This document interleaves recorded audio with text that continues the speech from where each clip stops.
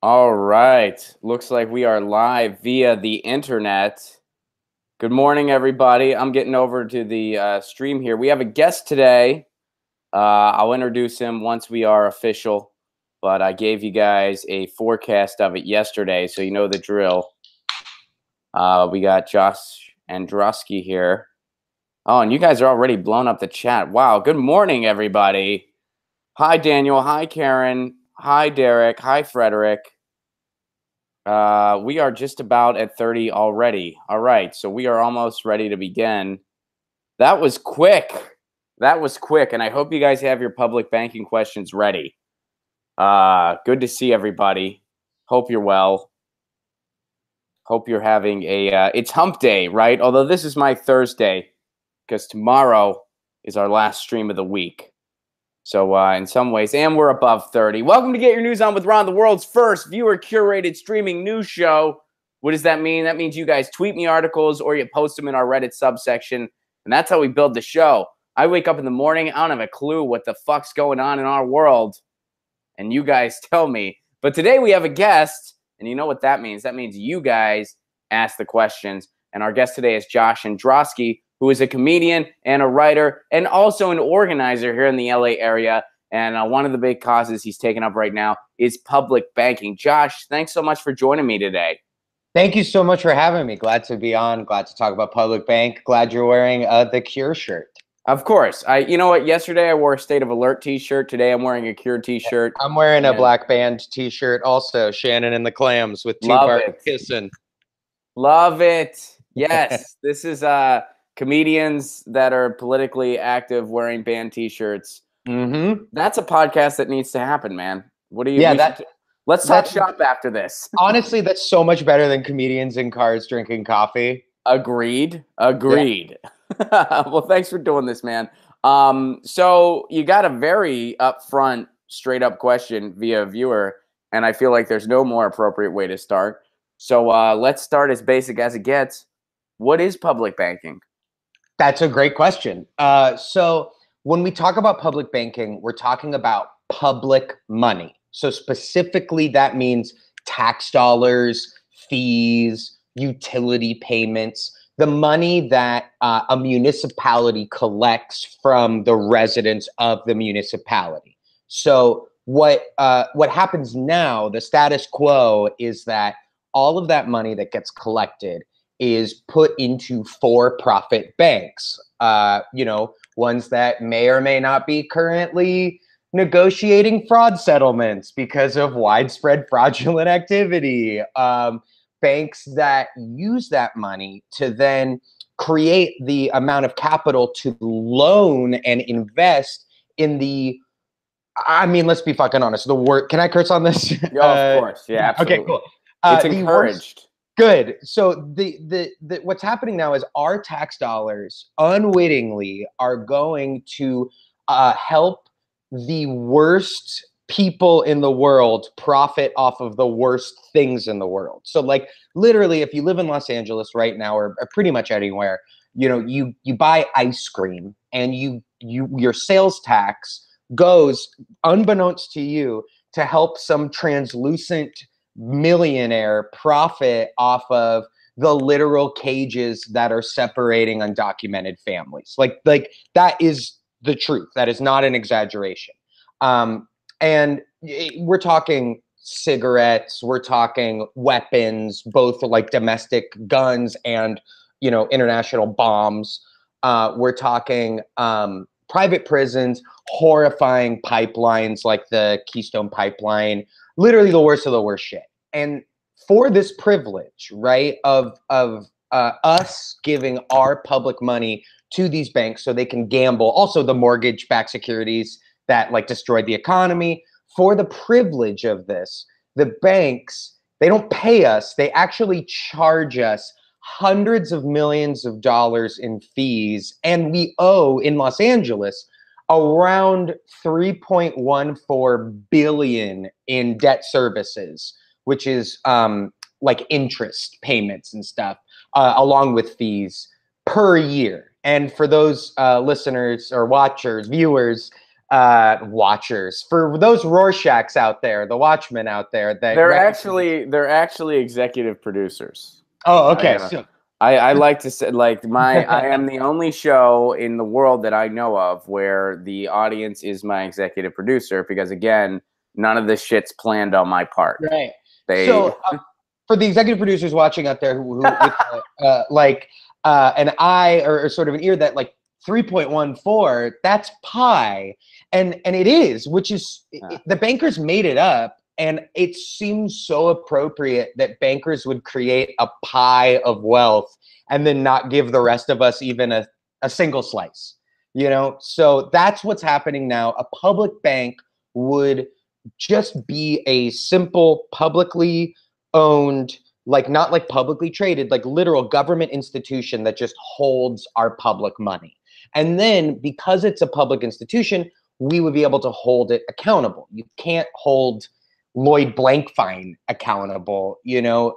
It would be, right now we're modeling it after a German banking model that is responsible for funding like 70-something% of their renewable energy. And that's what we think we can do here, right? Is if it's a publicly owned entity, then it will be able to do things that the private sector has so far just refused to do, which is to create infrastructure for climate change and also like permanent supportive housing, affordable low-income housing, things like that, things that we need. And one final thing, just to kind of wrap it all up, one way to really show how awful the current system is that right now, whenever we in California spend $1 on infrastructure, 50 cents of that dollar ends up in a banker's pocket because of interest.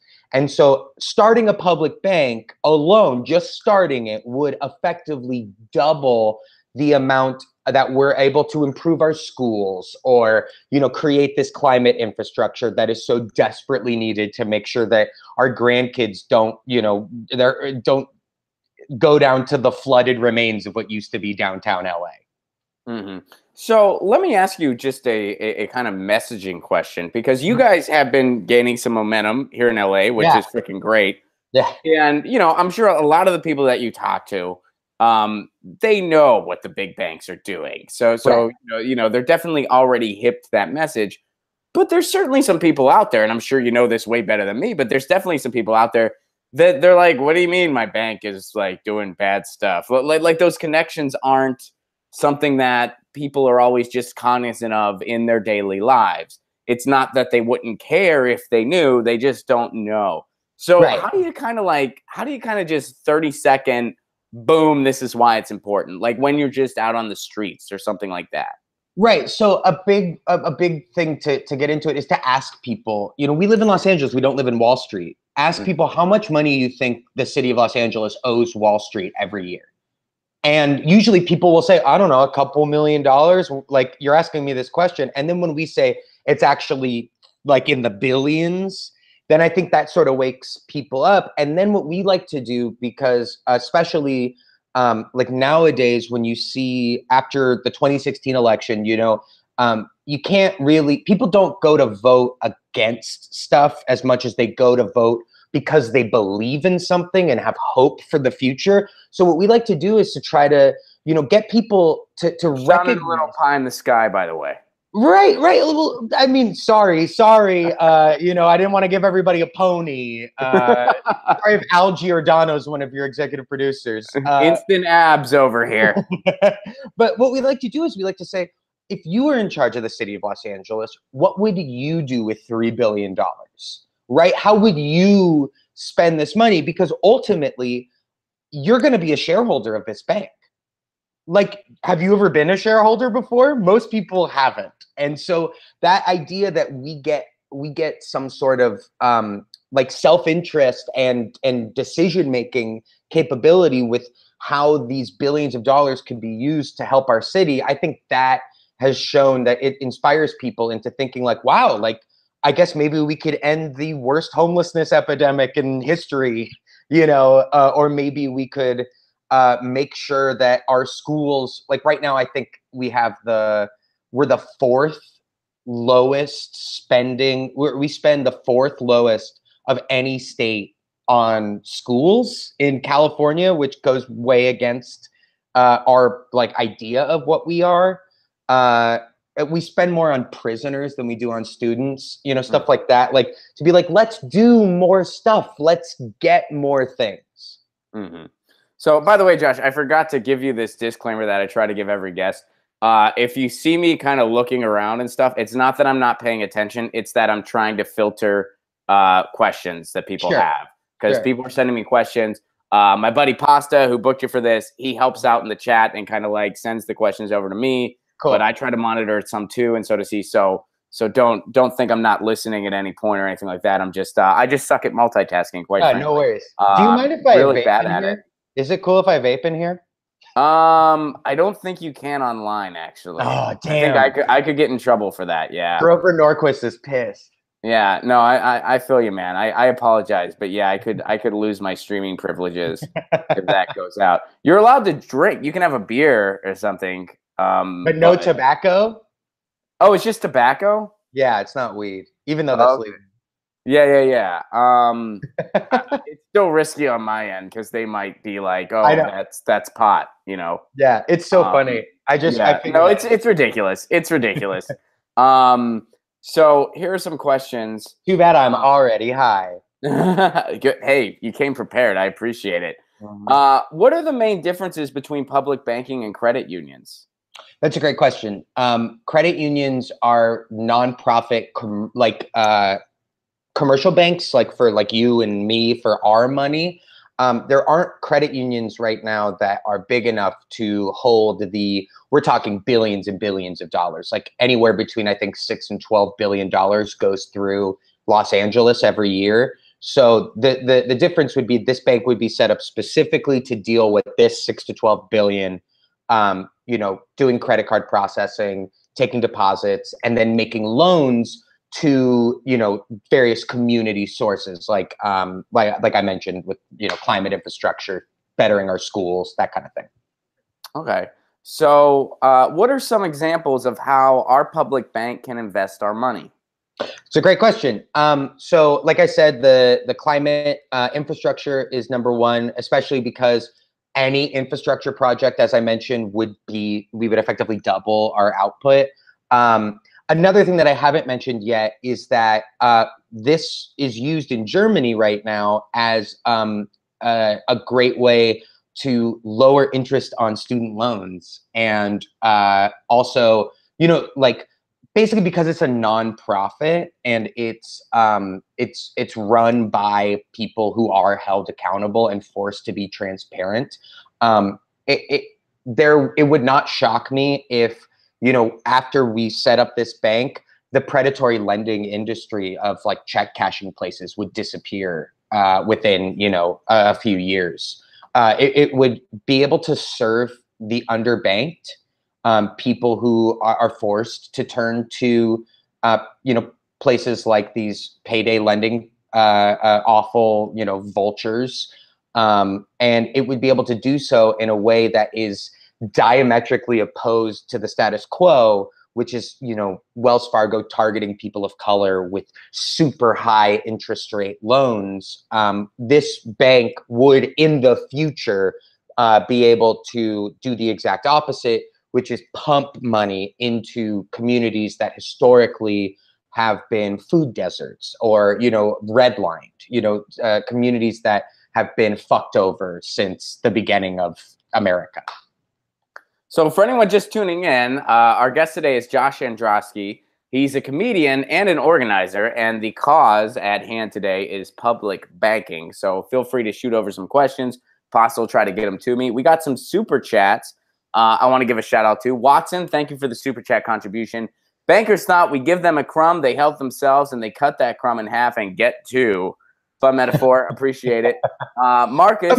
Well, really quick, if I could comment on that. No, please.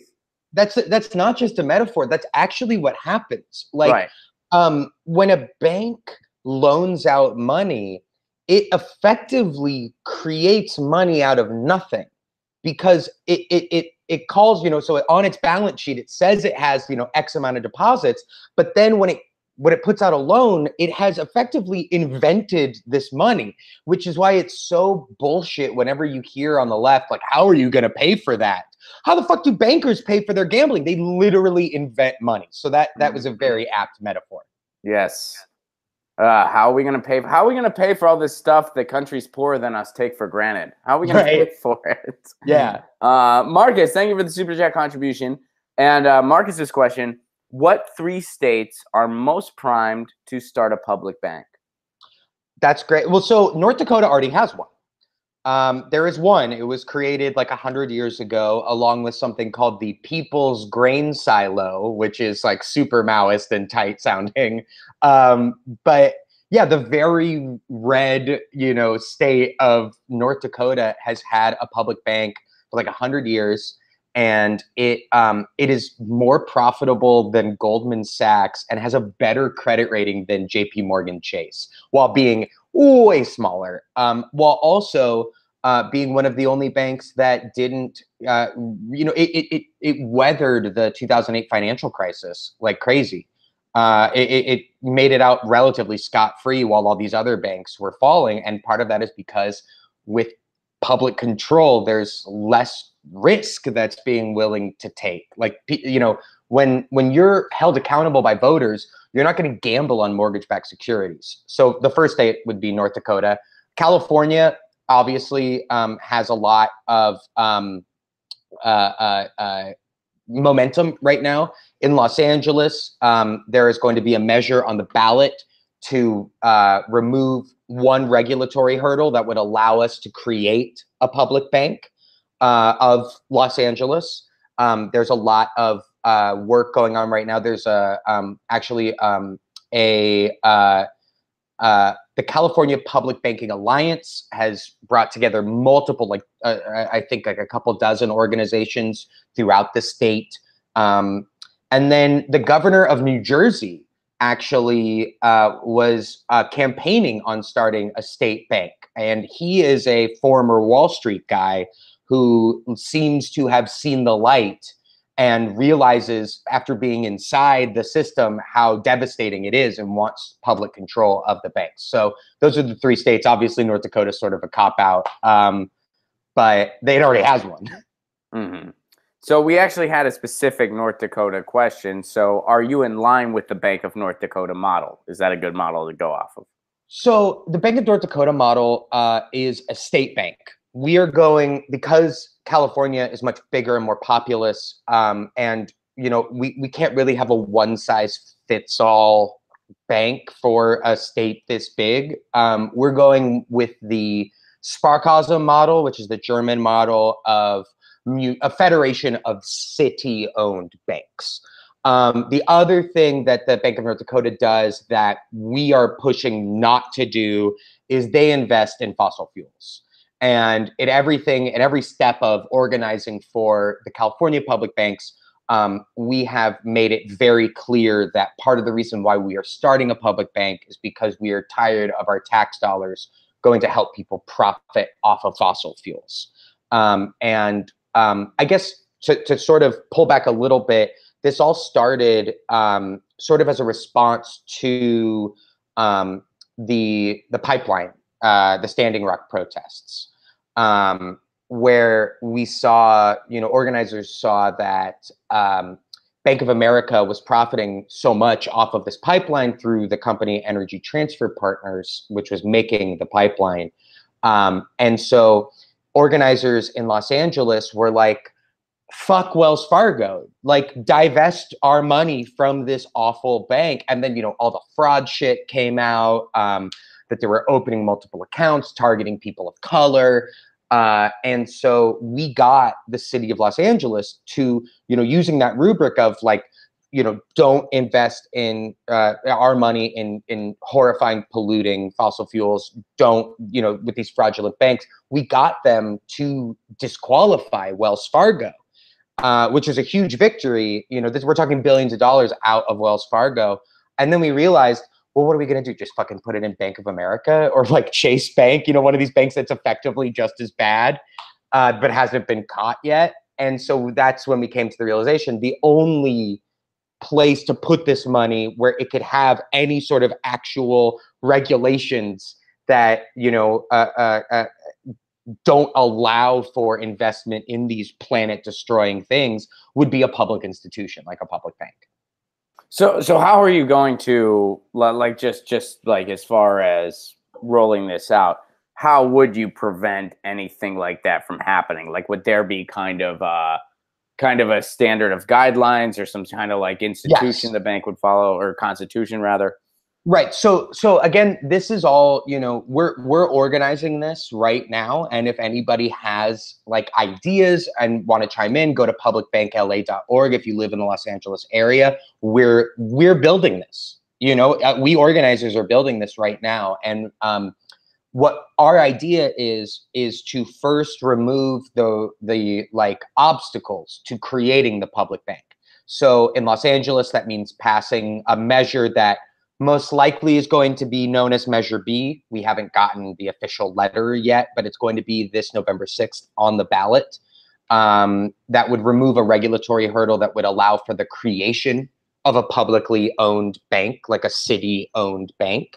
Then we would write a charter for this bank that would be very, very strict. That would say, essentially, it would work off of an already existing thing known as an RIO, or a Responsible Investment Ordinance, which part of what we've done in the lead up to creating the public bank is to make, right now Los Angeles has the strongest basically grading scale of like community betterment to like their investments. So they have to like pass all of these sort of guidelines in order to do it. We just had them pass that. And so we're going to incorporate a lot of that very, very strict language into the charter of the bank. And then, the charter is only as good as the people who are running the bank.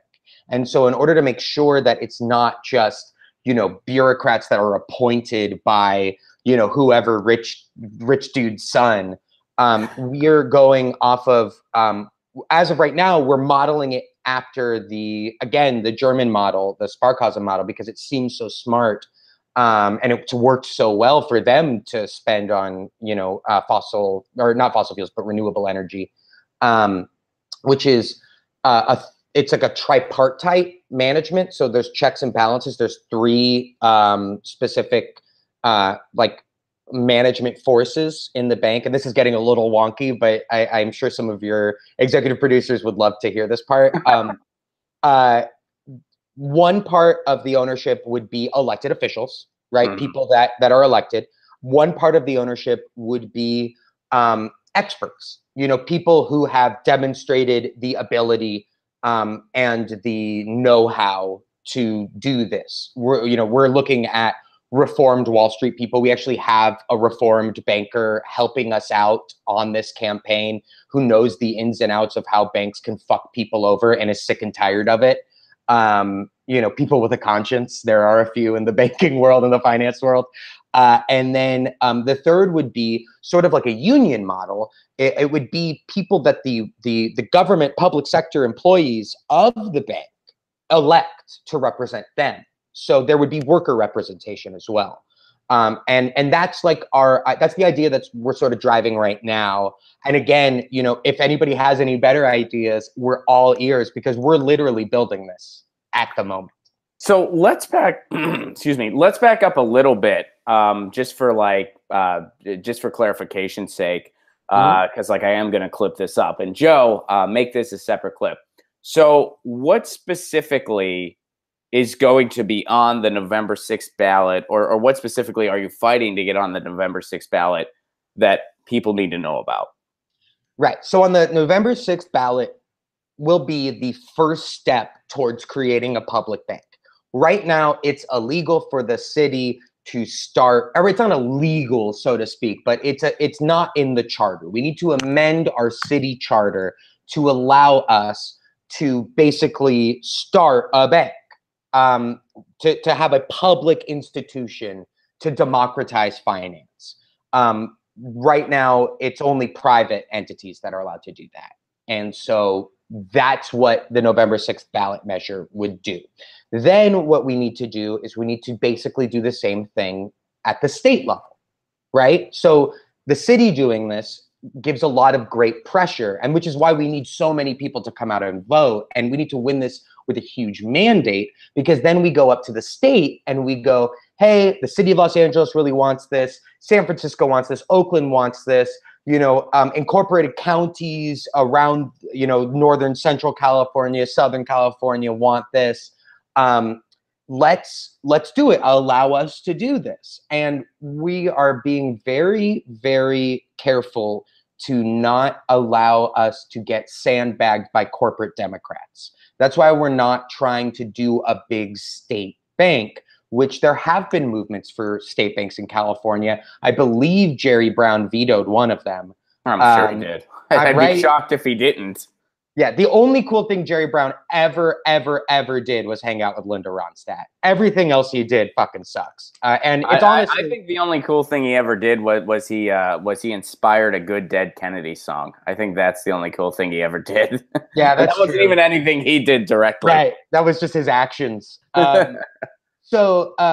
Yeah, I believe Jerry Brown vetoed it, but it basically was sandbagged the last time it went through. And so what we're trying to do is we're trying to make this as simple as possible and trying to allow activists on the ground level as much leverage as possible. We believe that if we do this on the municipal level, that folks will be able to have their voices heard more, because the closer you are to the street level, the easier it is to have your voice heard about an issue.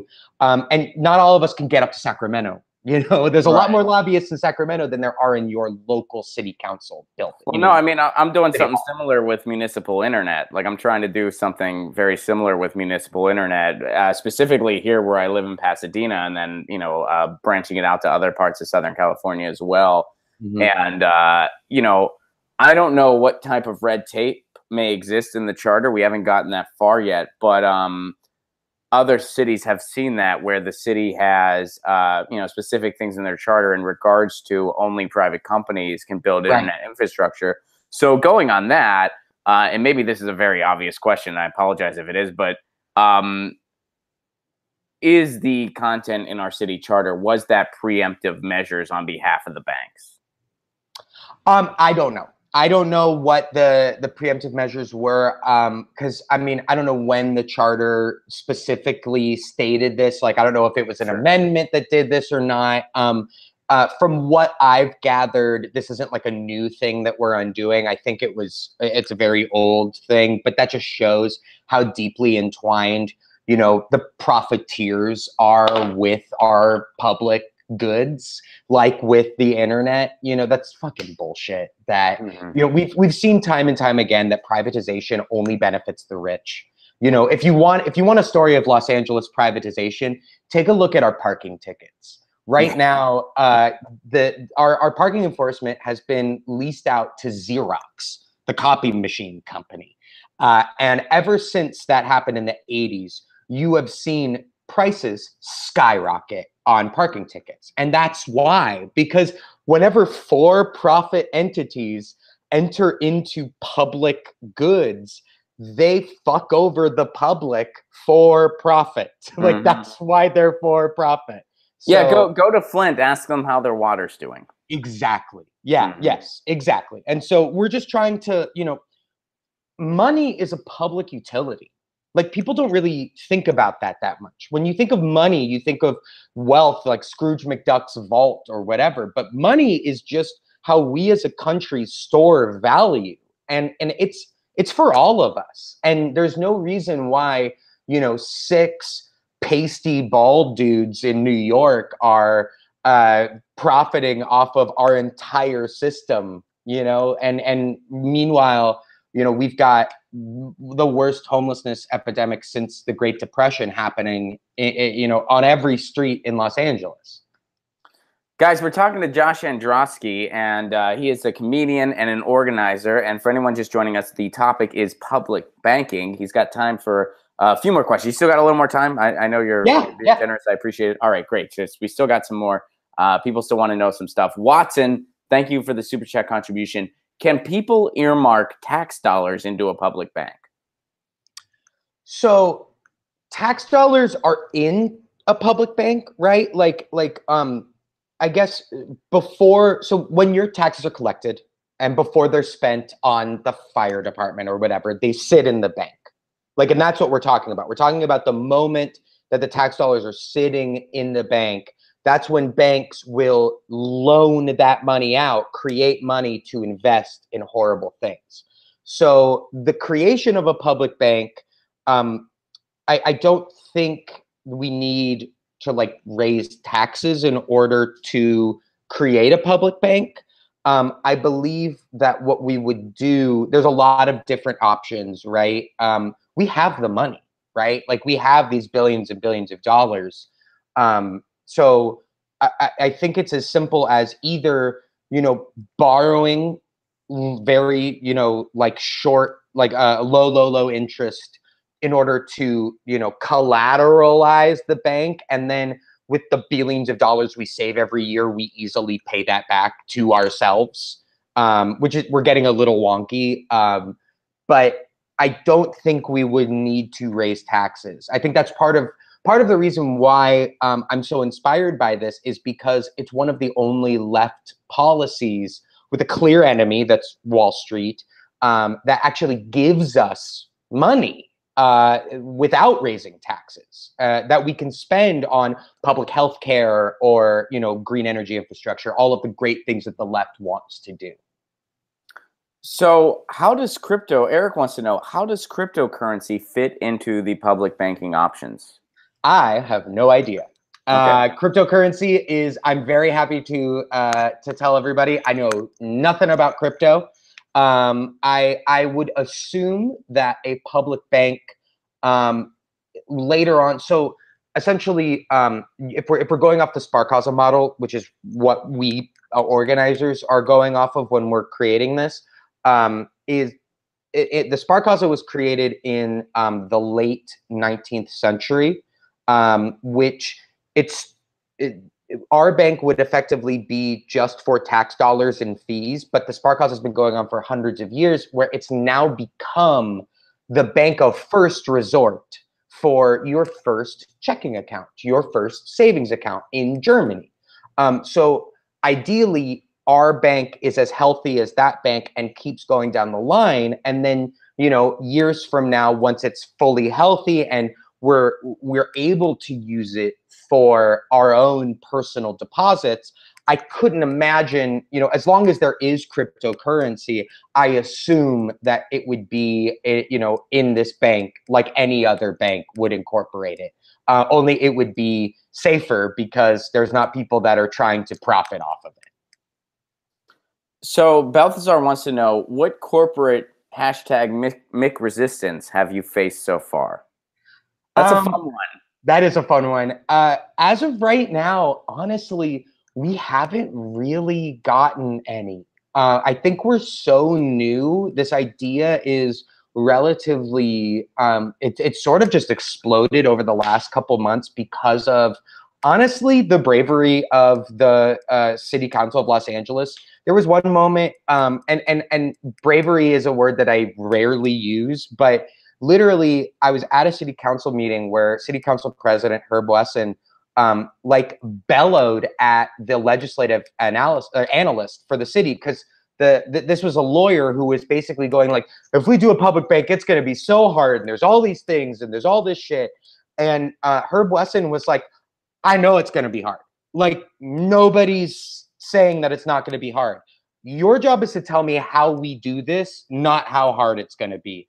And because of the backing we've gotten from establishment, I mean, Herb Wesson is not a Bernie bro, like I think the establishment sees the writing on the wall with this right now, that it makes zero sense why we are just paying these billions of dollars or owing these billions of dollars per year to Wall Street, that they want to cut out the middleman too.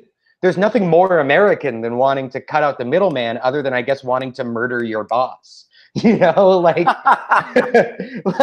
So I'm shocked that we haven't gotten any corporate backlash from this.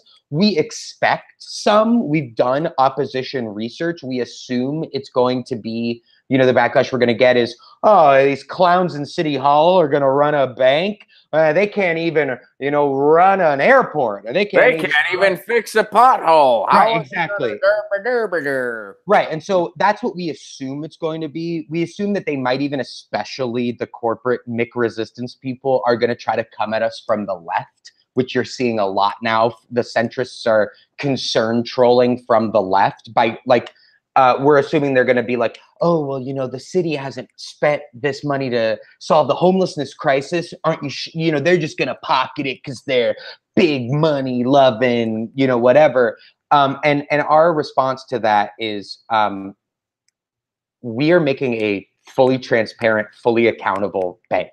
And right now, the status quo, how's that working for you? No shit. Is that can you really vote out Jamie Dimon? That's what we're assuming. That's happening. What I mean? But no. I mean, like, I understand what you're saying, and I see where you're coming from. But is that really an attack from the left? Because they're basically saying the corporatocracy is better. Yes. So that's just hypocrites. Right. Ultimately, it's not, but they're painting it as though it's from the left. Right. It's this thing where, you see Alexandria Ocasio-Cortez be attacked for supporting somebody who is there was I think a woman of color that was running that was like anti-single payer and anti-$15 minimum wage and, anti all of these policies that would disproportionately benefit people of color. And they were like, oh, Alexandria Ocasio-Cortez hates people of color, where it's like they're putting on woke face, basically, is what they're doing. And they're attempting to come at the issue from the left. But like you just did, it takes about a minute to discredit their argument. So getting on, since we kind of diverted back to messaging, we do have a question related to it too. How do you sell this? How do you sell this idea to conservative and libertarian voters? I think this is great, right? Conservative voters hate a greedy elitist people, right? They love cutting out the middleman. They love being able to fix the potholes in their streets. They love, there was a study that came out from Fix LA a couple of years ago that showed that the city of Los Angeles pays more money to Wall Street than we do on our actual streets, on street services, fixing our actual roads and freeways and infrastructure. And so to a conservative, I would focus on the idea that we're cutting out the middleman. We're saving billions of dollars in excess government pork spending. We're cutting spending here. We're closing the debt. Like, I don't give a fuck about the national debt. Like, that's something that I think that conservatives use to try to make people think that something bad's going to happen. But for me personally, I don't care. But in this issue that I care so much about, I can use that argument that, kind of is like conservative catnip of, hey, we're going to reduce the deficit. We're going to reduce LA's deficit, even though we have a surplus. And then for libertarians, I think it's very important to point out that we are going for local control. We don't want the national finance overlords to be in control of how your city is allowed to invest its public money. We're putting local control back into this. Why are some greedy bankers in New York City telling your city, and this goes for Humboldt County, this goes for San Diego County, this goes for like other groups that using the Bank of North Dakota as an example here. The Bank of North Dakota has the strongest community banking system in the country. And it's no coincidence that they also have the only public bank. So what would happen is, small farming communities where a lot of like libertarians would be, for example, in the Central California, Northern California, where there's the sort of weed libertarians, we would be able to share risk with community banks. We would be able to take some of the risk, like the Bank of San Francisco, for example, the Public Bank of San Francisco would be able to take some of the risk from the community banks in order to loan more money out to small businesses. And anytime you talk about helping small business, that is also like catnip to these people. And it's true that we would be able to help small businesses that are currently being targeted for huge interest or just being completely ignored by the finance industry. And ultimately, we are democratizing finance. And that to me is something that should work across the entire ideological spectrum. I guess unless you are a banker. Like the idea that here is this thing that is, this is the thing this is power, right? Like money is power, and the ability to access money is power. And we are now leveling this so that it's not as, tiered with elites. And I think that can kind of work across any ideological spectrum. So who would make the lending decisions for our public bank? That is a great question. So that's what we're writing into this charter right now, is that we would want that sort of tripartite, overseeing management body to do this. Now, one of the examples of a sort of management structure that we're working on that we really like is to make it regional, right? So there's regional representation on the board of the bank, so that communities that historically have had no investment or investment against the will of their constituents. I'm talking about places like Boyle Heights that are, or downtown that are being highly gentrified, where you're seeing, luxury condos go in, but not, better schools or, parks or stuff that the actual, constituents can enjoy. One of our models that we're working on right now is to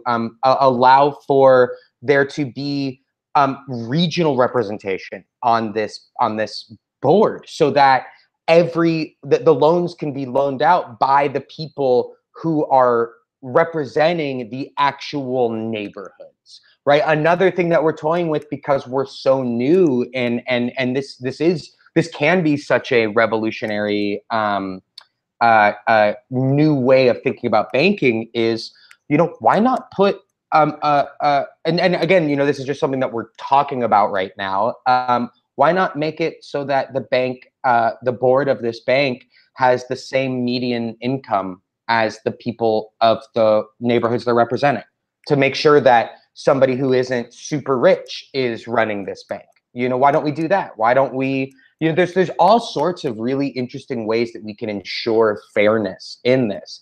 And right now, the city council is all ears, and they're listening to us. And we have the opportunity to really shape the way that finance is done in a way that's really repeatable for other cities and other states.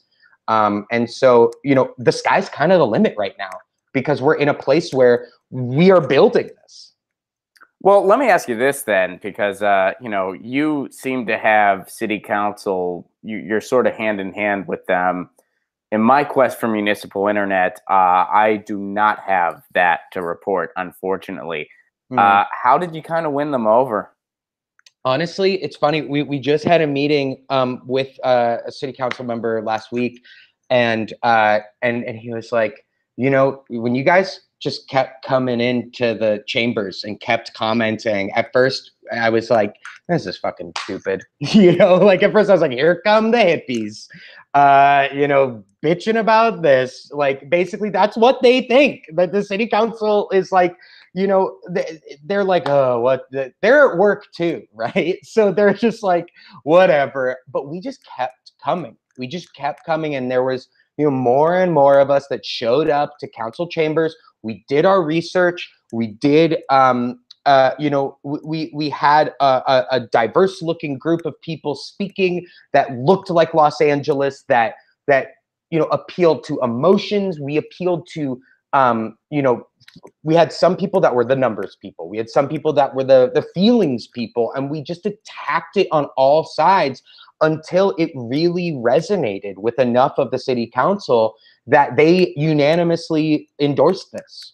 and have unanimously voted to put it on the November ballot. So what I would say is, in my life, organizing in my life as an activist, I'm 31. I think I really got into organizing or really activism after the Iraq War protests I went to, and then the Occupy movement, and then joining the DSA. I have never been in this situation where the powerful are actually listening. So this is very new to me. And I would say for those that are working on other issues, you just keep showing up and keep trying to articulate why it motivates you so much in different ways until it clicks. And I think it will, click with people unless they're just bad, and a lot of politicians are bad. So I understand that you could just have a rotten crop of politicians that you need to vote out, and then you need to organize to get in somebody that will listen. The Fight for 15 began really with Kshama Sawant in Seattle, the socialist city she's council. awesome, by the way. She rules. And that, like, who was listening to the $15 minimum wage before she was elected? And then she started hammering for it. And then you saw the dominoes fall all across the country. And I think it's sometimes it's that easy to just, all you really need is one firebrand, one person who's going to make it their mission to do this great thing, like, making the internet a public utility like it should be, or making finance a public utility like it should be. All right. I think that's a cool way to put a period on here. Guys, thank you so much for your awesome questions. They were awesome as usual. Please use this time to tell everybody where they can go to learn more and how they can get involved. Absolutely. So there's a couple ways you can get involved. Go to publicbankla.org to check us out. If you live in California and are interested in public banking, but not Los Angeles, check out the California Public Banking Alliance. There are multiple DSA chapters that are doing work right now. DSA Los Angeles's Climate Justice Committee is working on this. And I would say if you live in really anywhere in the country, there should be a DSA chapter near you. If not, start one. DSA, for those that don't know, is the Democratic Socialists of America. And that would be a great home for this sort of organizing. If you don't have a local public banking group nearby, start one. Read up on our website. There's a ton of great stuff written by Ellen Brown of the Public Banking Institute, and she's on the board of Public Bank LA. David Jetty is a good friend of mine who's an organizer with Public Bank LA and DSA Los Angeles, and he's written incredible stuff about the public bank. So check out him, Jette, David Jetty is his name. Just Google his name and you'll see a bunch of stuff come up. And then, yeah, follow me on Twitter for more updates at ShutUpAndrosky. I was gonna say, I was gonna add, if you were gonna close, I was gonna be like, hey man, you can also plug yourself. You're being very selfless right now, and I appreciate that. But you can totally plug yourself too. It's okay. We know you're a comic as well, and I get it, man. Totally plug yourself too. But Twitter's the best. Yeah, if you want a mixture of jokes about how no politician has ever made anyone come, and also public banking tips, I'm your one-stop shop for both. At ShutUpAndrosky. Josh Androsky, thank you so much for joining me. Again, that is ShutUpAndrosky on Twitter and publicbankingla.org or a local DSA. Public Bank LA. Sorry about that. Thank you. No publicbankla.org. That can be your launching pad or your local DSA chapter to learn more about this cause and how you can get involved. Guys, this has been Get Your News On with Ron, the world's first viewer-curated news show. We'll be back tomorrow at 10 a.m. Pacific Standard Time. And you know the drill with me. Shout out to our sponsor, ZT.com, ZHIT.com. Their tea, it kind of rules. And if you're in Austin, Texas, check them out in person. Want to support this show on the sustainable level? You know the drill. Patreon.com/Ron Placone. Get a ton of perks, including my album delivered to your inbox via digital download. I love you all very much. Stay safe. See you tomorrow at 10 a.m. Josh, thank you once again, and good luck, buddy. All right, peace. Bye.